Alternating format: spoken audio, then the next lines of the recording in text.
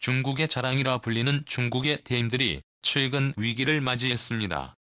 가장 최근에 지어진 때문에 균열이 발견되었고 심지어 최대 규모를 자랑하는 댐 역시 위기 상황이라고 하는데요. 자칫 잘못하면 중국 남부지역 전역이 수몰될 상황. 심지어 중국의 아킬레스건으로 부상한 입담을 대만이 타격할 수도 있다고 하는데요. 불안한 균형에 놓여 있는 중국의 현재 상황을 지금부터 자세하게 설명해 드리겠습니다. 한눈에 봐도 심상치 않은 모습이었습니다. 신식 수력 발전소에서 절대 발견되면 안 될 요소가 발견된 것이죠. 간혹 다르게 퍼져나간 실험은 생각보다 범위가 컸습니다. 안전점검을 위해 나왔던 발전소 시찰단은 이 현상의 당황함을 감추지 못했다고 합니다. 빠른 시에 정확한 공법으로 완성했다고 자랑한 중국의 발전소가 쉽게 흠집이 난 것이죠. 시찰단이 간 수력발전소는 세계 최대 규모의 대형 수력발전소 바이오탄이었습니다. 쓰촨성 운양산 춘익난 현과 윈난성 샤오퉁시 차오자의 현을 교차하는 발전 설비 용량 기준으로 세계 2위 규모라고 할 수 있죠. 높이 289로 100층 높이에 해당할 정도로 상당한 크기이며 거푸집 콘크리트는 83만 세제곱미터가 사용될 정도였죠. 대륙의 크기를 자랑하는 중국의 기준으로도 바위였던 댐 건설은 엄청난 자원에 투자한 결과물이었습니다. 비용으로는 2200억 위안이 들어간 이 발전소는 저탄소 정책을 채택한 시진핑 정부의 핵심 사업이었는데요. 이 발전소가 돌아간다면 내년 표준 석탄 19,608만 톤을 절약할 수 있습니다. 400만 톤 규모의 대형 탄광 7곳을 줄일 수 있죠. 정해진 기간까지 탄소 제로 시스템을 만들어야 하는 중국 입장에선 무조건 성공해야 하는 프로젝트였습니다. 그런데 미세한 균열을 드러내며 허점을 보인 것이죠. 시진핑이 직접 프로젝트를 챙긴 만큼 이 프로젝트는 놀라운 속도를 기록하며 최종 완공까지 이어졌는데요. 약 4년 만에 이 거대한 규모의 댐을 완성한 것입니다. 이전까지 중국 최대 규모를 자랑하던 짜인사댐은 완공하는 데 8년. 그런데 산샤댐과 비견할 수 있는 크기를 자랑하는 바위였던 댐은 산샤댐의 딱 반에 해당하는 기간에 완성을 할 수 있었죠. 규모는 물론이고 설계도 다이어트한 댐은 복잡하기 이를 데 없습니다. 협곡에 건설해야 하며 복잡한 하체형 구조를 반드시 삽입해야 하기에 많은 건설 관계자들은 못해도 10년은 걸릴 것으로 예측했죠. 그러나 AI의 대량 도입은 많은 이들의 예상을 빗나가겠습니다. 현장 작업자부터 엔지니어, 품질검사원 및 고위 관리자 모두 AI 시스템을 이용한 것으로 알려졌는데요. 의사결정에 중국이 자랑하는 AI를 동원 운영 효율성을 극도로 높여 시간을 많이 단축했다고 합니다. 정밀 제어를 통해 시멘트 혼합에 있어서도 낭비되는 양이 없었다고 하죠. 그런데 지어진 지 얼마 지나지 않아 균열이 발생한 곳입니다. 중국 지역 언론을 통해 공개된 이 사실은 당국의 검열에 의해 삭제되었는데요. 중국 당국은 사실을 감추는 데 급급한 상황이라고 합니다. 무리한 프로젝트 추진이 화를 불러일으킨 것이죠. 중국에서 개발한 AI도 없게끔 마무리가 엉성했던 것입니다. 더군다나 시진핑에게 잘 보이기 위한 무리한 공기 단축 시도가 바위였던 때문에 균열을 초래한 것이죠. 중국 지방 언론에 의해 보도된 이 사실은 검열로 금세 삭제되었으나 지역 주민들 사이에서는 이미 소문이 바다하게 퍼졌다고 하죠. 문제는 바이오한테만 균열이 있는 곳이 아닌데요. 중국 최대 규모를 자랑하는 산샤댐 역시 비슷한 문제를 겪고 있습니다. 6댐이 무너질 수 있다는 추측은 이미 많은 매체에서 집중적으로 다룬 바 있었는데요. 그 중에서도 대개 운시보에 실린 글이 결정적이었습니다. 산샤댐 붕괴가 멀지 않았다는 장문의 분석 글이 실린 것인데요. 2020년대에 들어 중국에서 자주 발생하는 홍수가 때문에 영향을 주고 있다는 것이죠. 양쯔강 상류 지역인 쓰촨성 쿤민과 자링강에 물이 넘치면서 그 하단에 위치한 산샤댐 수위가 위험할 정도로 높아진 일이 빈번했는데요. 작년에도 중국은 물난리로 주요 지역이 침수되는 일이 벌어졌습니다. 최고 수위가 107.2004 되면서 주위가 161m까지 치솟는 등 자샤댐 설계에 문제가 있다는 의견까지 속출했습니다. 처음부터 홍수 문제를 더 심각하게 생각해 최고 수위를 더 높이고 구조 자체를 더 튼튼하게 만들어야 했다는 주장이 나왔죠.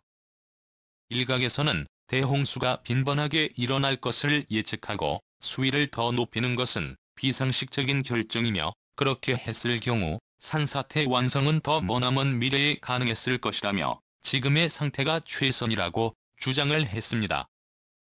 그러나 현실은 언제나 예측을 앞서가는데요.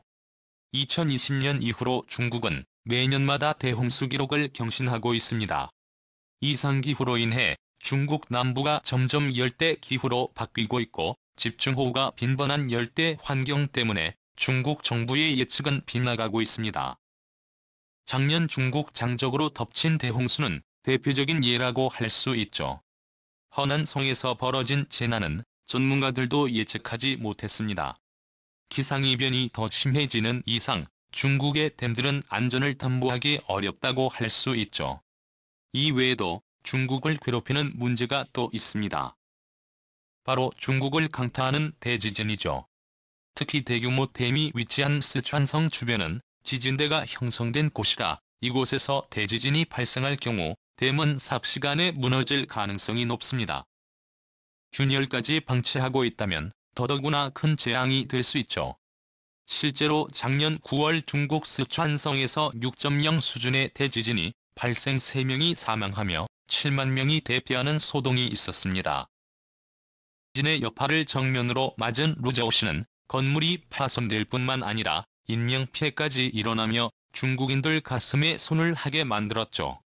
바위였던 댐은 지진이 발생한 루저우시와 얼마 떨어지지 않는 곳에 위치해 있는 곳입니다. 당시에는 건설 중이었기에 큰 영향은 없었지만 완공된 이후 대규모 지진이 발생하기라도 하면 이야기는 달라집니다. 대마류에 위치한 대부분의 지역은 수몰될 가능성이 높죠. 제4댐 역시도 지진대에서 벗어난 곳이 아닙니다.